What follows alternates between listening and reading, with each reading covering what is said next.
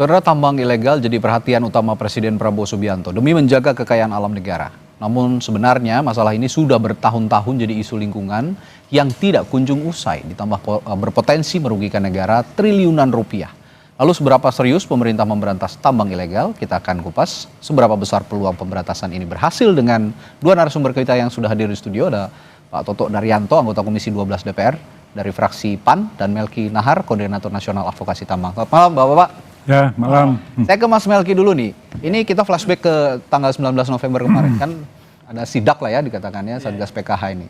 Ini langsung dihadiri oleh Pak Menhan, Syafri Samsudin, lalu ada Panglima TNI, Jaksa Agung, yang pada saat itu menyita 23 unit alat berat. Nah, tapi pertanyaan saya, apakah ini merupakan langkah konkret atau jangan-jangan cuma aksi simbolik aja? Kira-kira. Saya kira dalam kasus yang tanggal 19 itu bisa jadi ini sesuatu yang serius. Okay. Ya. Tetapi keseriusan itu tidak cukup hanya kausistik seperti itu. Okay. Tanpa memperhatikan apa masalah struktural yang berkaitan dengan betapa langgengnya pertambangan ilegal di Indonesia. Dan saya kira salah satu yang menarik pernyataan dari Menteri Pertahanan bahwa negara tidak boleh kalah. Ya, negara tidak boleh kalah. Tapi kan pada praktiknya aparatus negara justru menjadi bagian dari aktor kejahatan yang sama. Kan itu rumitnya. Tapi sudah bisa dibuktikan atau tidak keterlibatan itu kira-kira? Udah banyak kasus kasus yang melibatkan aparatus negara kan. Entah politisi, entah aparat keamanan baik polisi maupun tentara begitu. Dan saya kira salah satu temuan menarik September kemarin itu terjadi di Provinsi Aceh. Pansus DPR Aceh itu menemukan ada 1.000 ekskavator aktif yang beroperasi di sekitar 450 titik tambang ilegal. Tambang apa itu? Emas ya? Tambang emas dan segala macam. Dan menariknya, satu ekskavator itu menyetor dana jaminan keamanan kepada oknum aparat sebesar 30 juta. Wow. Kalau kita hitung misalnya. Tapi gini Mas Melki, mungkinkah ketika pemerintah melibatkan juga Menhan, lalu ada Panglima TNI, ini supaya mereka juga takut tunduk juga terhadap posisi yang ada di atasnya, jabatan yang ada di atasnya, langsung turun sendiri, masa masih mau berani begitu kira-kira membackingi tambang ilegal? Ya, mestinya itu bisa menciutkan aktor-aktor yang beroperasi selama ini di lapangan begitu ya. Tetapi problemnya seringkali apa yang dibacanakan di ruang publik, terutama yang terbaru tanggal 19 kemarin itu, seringkali kan tidak mencerminkan situasi real yang terjadi di lapangan begitu ya. Kan ini bukan baru pertama kan. Upaya penindakan terhadap tambang ilegal ini udah sering sekali dilakukan oleh pemerintah. Tapi apakah itu mengurangi masifnya pertambangan ilegal di berbagai wilayah di Indonesia? Kan enggak juga gitu ya. Praktiknya justru terus semakin ekspansif begitu dari satu wilayah ke wilayah sampai lain. Tahun ini. Tapi dengan adanya upaya ini, apakah Anda secara visioner misalnya ke depan bisa memandang bahwa ini akan berkurang sedikit demi sedikit? Mestinya iya, tetapi salah satu catatan kritis untuk Presiden Prabowo adalah ia terlampau menekankan sisi ekonomistiknya, gitu ya. Pengembalian kerugian negara. Karena yang ia kejar adalah pendapatan yang loss kepada negara. Seharusnya didapatkan oleh negara, begitu ya. Mestinya yang perlu dicermati juga adalah aspek biaya eksternalitas yang selama ini tidak pernah dihitung oleh negara. Seperti misalnya? Termasuk kerusakan lingkungan, hilangnya ruang produksi warga dan segala macamnya. Karena itu sangat terkait dengan ekonomi warga lokal begitu. Menitik beratkan terhadap sisi ekonomi saja Pak Toto, tanpa memperhatikan juga sisi kerugian lingkungan yang sepertinya kalau dirupiahkan itu jauh lebih besar dari kerugian ekonomisnya. Bagaimana Anda melihat ini? Ya, jadi langkah yang diambil oleh Presiden kali ini, saya kira pertama harus diapresiasi dulu. Artinya ada langkah tegas. Ya, bagaimana kita menindak tambang-tambang ilegal, ya itu pertama. Kemudian yang kedua, betul saya kira kita mesti melakukan pendekatan yang sifatnya struktural, ya perbaikan by system, tidak serta-merta hanya kita itu seperti pemadam kebakaran. Ya. Jadi kita mesti tahu. Jadi pemadam kebakaran itu dipadamkan, api di mana-mana akan muncul kembali. Ya, gitu, Pak Toto, ya kalau penyebab dari kebakarannya tidak diatasi ya akan terjadi lagi. Itu kan masalahnya. Jadi menurut saya ini mesti menyadarkan kita untuk kita melakukan kajian secara menyeluruh terhadap pertambangan yang sudah kita jalankan selama ini. Saya kira titik berangkatnya itu sebetulnya sudah jelas. Kita semua tahu. Kan selalu kita bilang Undang-Undang Dasar 1945, pasal 33, semua hafal. Ya. Bagaimana tambang itu harus dikuasai negara dan sebesar kemampuan rakyat. Itu intinya itu aja. Jadi selama ini mengapa terjadi penambangan ilegal? Ya karena kita tidak mampu menegakkan kedaulatan di pertambangan. Nah tentu ini ada masalah sistem, masalah struktur yang harus kita benahi. Kalau kita lihat ya soal pertambangan ini kan terutama mineral dan batu bara kita bicara ya. Kan tambang itu sebetulnya juga minyak juga tambang juga. Betul. Tapi kita dalam bicara ini kan konteksnya mineral dan batu bara. Nah di mineral dan batu bara ini yang mengawasi banyak instansi, tetapi yang mengatur secara langsung itu kan Kementerian ISDM. Ya. Nah, menurut saya sebuah kementerian itu tidak cukup mampu untuk menangani day to day persoalan-persoalan yang terjadi di lapangan. Harus dibentuk sebuah lembaga yang mewakili negara, tidak ad hoc, tidak seperti ini dibentuklah polisi, jaksa. Ya, Satgas PKH itu tadi kan, itu kan ad hoc. Jadi kalau sistem misalnya gini, kan sebetulnya di migas sudah ada contohnya ya. Migas itu kan ada hulunya yang ngatur SKK migas, ya ada di hilirnya ada BPH migas. Nah saya berpikir Indonesia perlu pertambangan mineral dan batu bara ini perlu membentuk semacam SKK migas. Jadi satuan kerja yang mengurusi tambang khusus, bukan kalau mungkin bisa jadi tidak di bawah SDM. Atau bisa di bawah SDM atau bisa langsung presiden. Tapi yang penting ada tangan negara yang mengurusi tambang kita itu setelah perizinan itu dari day to day sejak eksplorasi sampai tahap produksi sampai ekspornya itu benar-benar dikontrol oleh negara. Ini menarik. Itu kalau memang perlu dibentuk semacam SKK migas kalau kata Pak Toto. Tapi perlukah juga melibatkan misalnya prajurit TNI, ada juga kejaksaan di dalamnya. Karena sekarang ini Satgas PKH berjalan semua nih. Tidak hanya aparat kepolisian tapi ada juga TNI di dalamnya. Ada juga kejaksaan, bahkan juga Menteri Pertahanan ikut turun langsung. Kan perlu nggak nih? Seperti karena tadi dibilang kan banyak juga ini seperti ilmunya dokter toh. Dokter itu ini sakitnya flu biasa dikasih dulu lah. Ini botrek nggak sembuh, kasih antibiotik.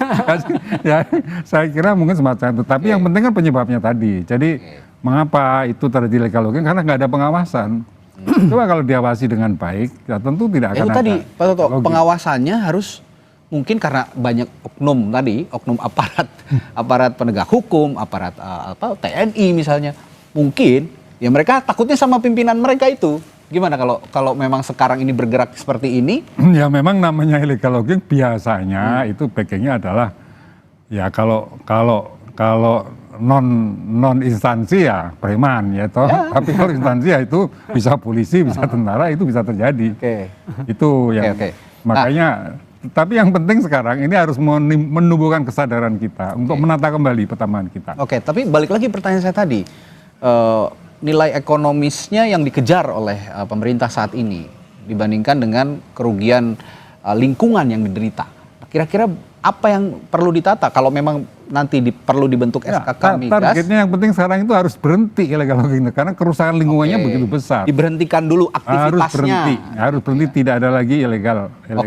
Oke, kalau gitu itu. Saya ingin juga mendapatkan perspektif pengawasan legislatif advokasi masyarakat, keterlibatan prajurit TNI misalnya di Satgas PKH ini apakah juga sudah menjalankan mandat Perpres nomor 5 tahun 2005 bagaimana juga menghindari potensi wewenang militer dalam penertiban sipil. Saya akan tanyakan hal itu nanti setelah jeda di Sapa Indonesia Malam.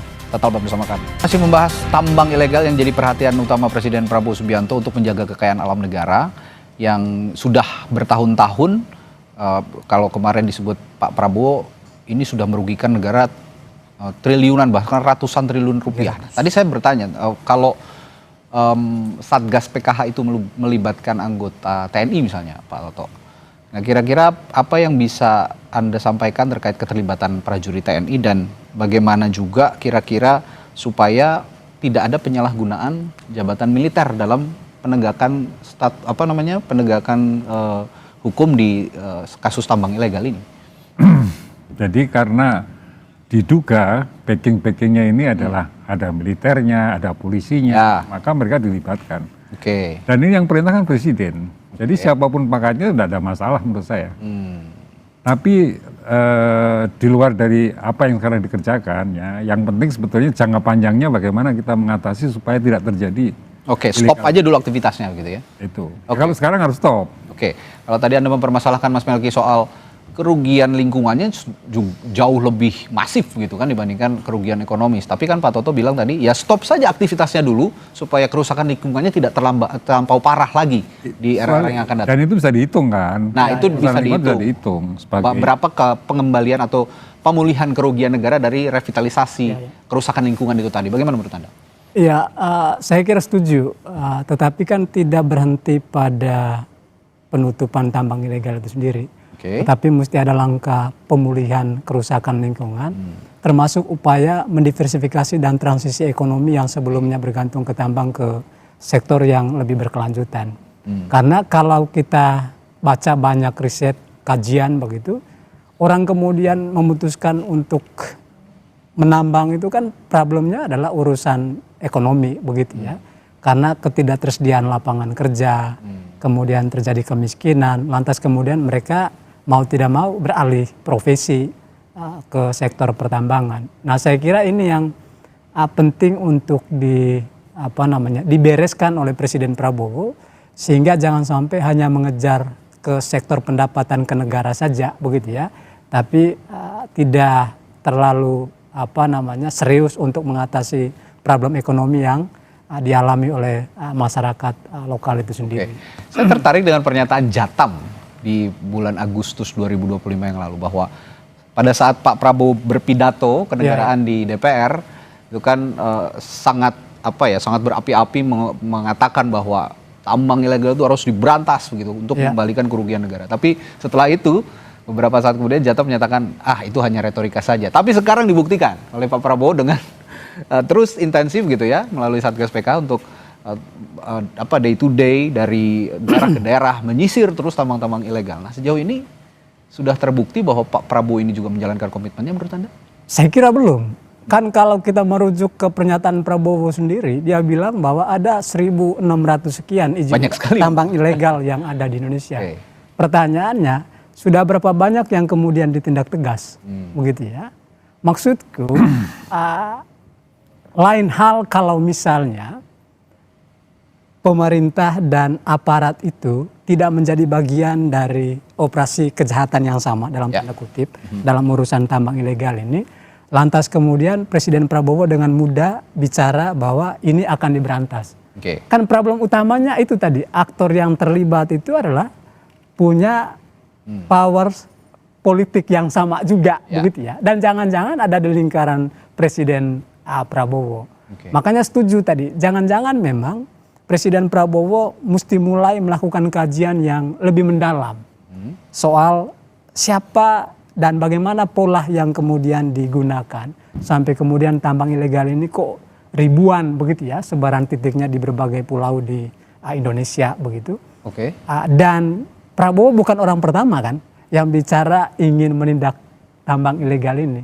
Bahkan zaman Jokowi, Wakil Presiden waktu itu Pak Maruf Amin membuat pertemuan juga yang melibatkan banyak kementerian dan lembaga untuk menyelesaikan problem pertambangan ilegal. Tetapi kita tahu jumlahnya terus bertambah, aktivitas di lapangan terus berjalan. Ini siapa Pak Toto yang harusnya juga melakukan monitoring gitu? Apakah jumlahnya sudah berkurang nih sekarang atau jangan-jangan diberantas satu tumbuhnya 100 gitu? Ya sekarang yang penting diberantas dulu itu kan. Dan dengan gerakan dan ini jangan sporadis. Nanti terus menerus ini sampai habis. Jadi presiden harus mencanangkan pemberantasan tambang ilegal ini tidak hanya hangat-hangat tayang. Harus terus tuntas sampai Iya, itu habis. Seperti apa yang dijanjikan Bapak Presiden pada Jangan seperti kampanye politik lagi gitu ya, wacana. Nah, dan kita tunggu. Namanya ini serius, jadi nama serius sehingga mudah-mudahan selain yang ditindak itu, mereka yang lain-lain itu juga sudah dengan sendirinya mundur dari lapangan-lapangan ilegal itu. Harapan kita seperti itu. Tapi yang lebih penting menurut saya, kita ke depan mesti menata kembali pertamahan kita. Ya, saya mengusulkan itu paralel dong ya harusnya ya. Harusnya diberantas sekarang, dan ditata lagi. Sekarang DPR mestinya mulai bicara dengan pemerintah. Yuk ini kenapa terjadi seperti ini ya, terjadi pembiaran seperti ini kenapa? Ya kalau orang melakukan kejahatan kan karena ada peluang. Saya kira bukan sekedar karena ekonomi juga. Orang yang ekonominya kuat banyak juga yang korupsi kan. Karena ada peluang gitu loh. Jadi ini peluangnya memang cukup besar karena tidak ada pengawasan yang benar-benar ketat gitu. Mungkin kalau yang dimaksud padahal ini sekarang kan era teknologi ya. Era teknologi ini kan bisa dibuat platform digital ya yang mengontrol semua tambang-tambang sehingga ketahuan lah kalau ada tambang-tambang ilegal itu ketahuan gitu. Dan laporan-laporan dari seluruh tambang-tambang yang terdaftar itu juga setiap hari bisa dikontrol oleh salah satu lembaga yang mewakili negara. Oke, itu tadi soal penertiban tambang-tambang. Nanti persoalannya bukan hanya yang ilegal aja, tapi pendapatan negara pasti akan meningkat. Oke, nah ini ngomong-ngomong soal pendapatan negara, rekomendasi Pak Toto juga dari DPR kira-kira untuk meningkatkan keberhasilan pemulihan kerugian negara. Apa yang selain memberantas tambang ilegal, apa yang harus dilakukan? Revitalisasi yang didahulukan ya prioritasnya. Apakah revitalisasi atau tadi penataan tambang yang baru atau bagaimana? Penerbitan izin yang ditertibkan atau bagaimana? Jadi pertama, yang ilegal ini sudah diberantas dulu. Dan temukan siapa dalangnya. Jadi jangan sekedar yang ditangkap yang pekerja-pekerja itu kan mereka. Nah itu yang dimaksud oleh Mas Melki kan tadi ekonomi bawah itu yang pekerja-pekerjanya. Ini harus ditangkap bos-bosnya gitu. Siapa bos-bosnya ini kan. Nah bos-bosnya ini harus bertanggung jawab, diseret di depan hukum, mempertanggungjawabkan. Kerugian lingkungan yang tadi Mas Melki ceritakan, di situ dimasukkan. Itu termasuk seluruh kerugian yang lain selain kerugian lingkungan gitu. Oke, terakhir saya ke Mas Melki singkat. Kira-kira kalau memang tadi menyasar bos-bos besarnya dan ternyata di sana ada nama besar, kira-kira pemerintah berani nggak mengungkap nama besar itu tadi?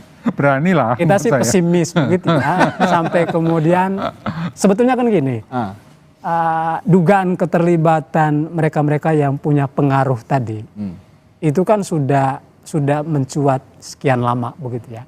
Kasus di Kalimantan Timur misalnya yang polisi itu Ismail Bolong itu, bahkan dia menyebut dia setor kemana ke atasannya dan segala macamnya. Nah itu kan yang kemudian dieksekusi ditegakkan kan hanya sampai ke Ismailnya kan, tidak pada orang-orang yang diduga itu terima setoran dari mereka yang ada di lapangan. Dan itu rumit tantangannya. Ini ibarat di kasus BBM ilegal juga, seorang nama Rizal Khalid aja sampai detik ini belum ditangkap. Nah, ini kita tunggu juga berarti komitmen pemerintah. Kalau tadi belum ketangkap. Oke. Tapi kan yang lain-lain udah ketangkep gampang kok, ini susah banget gitu loh Pak Toto. Oke, nah kalau gitu ya kita bicarakan nanti bagaimana komitmen pemerintah. Kalau memang betul ada nama besar di balik tambang ilegal ini, ya kalau kata Pak Toto berani ya memang harus berani. Itu yang kita tunggu, itu yang publik tunggu, itu yang juga masyarakat adat yang punya pelestarian lingkungan di berbagai daerah mengharap ini bisa segera dipulihkan dan segera diberantas. Terima kasih Pak Toto Naryanto dari Komisi 12 DPR dan juga Mas Melki sudah bergabung bersama kami di Sapa Indonesia Malam. Kita jumpa lain waktu. Sampai jumpa lagi. Oke, terima kasih.